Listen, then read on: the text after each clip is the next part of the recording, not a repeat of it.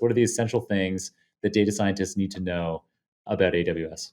Okay, sounds good. So we're going to talk about 4 different types of services. There'll be lots of services. So AWS has a total of over 200 services.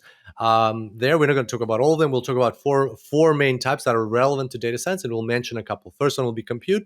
Then we'll talk about storage. We'll talk about databases, and we'll talk about machine learning. So the first one is EC2, which stands for Elastic Compute Cloud. And because there's 2 C's there, compute cloud, that's where the 2 comes from. So Elastic Compute Cloud is basically a way for you to rent a server, like a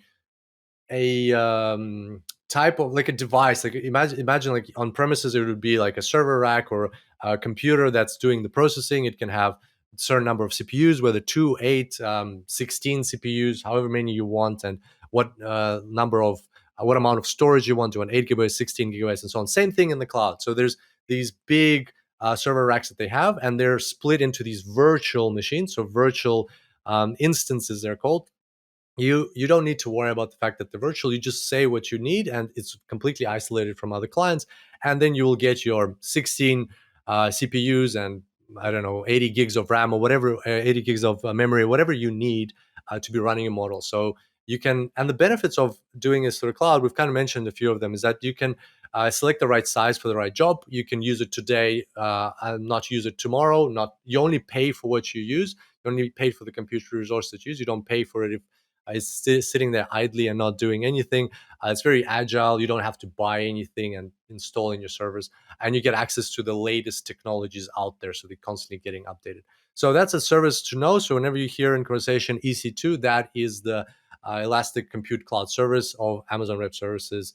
And that's where most cases you will be doing your compute, even though we'll talk a bit about other ones when we talk about machine learning.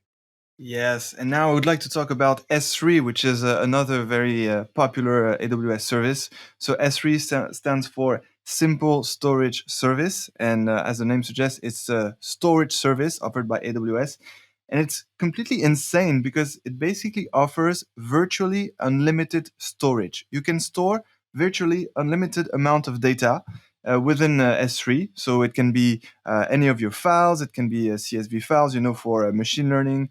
It can be even images, videos, anything you want in what we call buckets.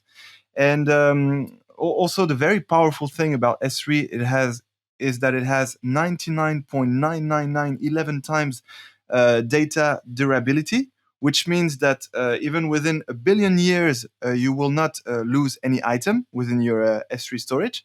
Plus, it is super cheap. It is only 2 cents per gigabyte per month of storage. So and you even have a free tier option which gives you 5 gigabytes of storage that you can have for free. So yes, it's mind blowing that all the things you can do and with such a power. For this storage service in S3. But by the way, I'm talking. It's like I'm selling AWS, but not at all. I'm just in an awe. I'm just very impressed of how this storage service is so powerful and how you can use it in an unlimited fashion.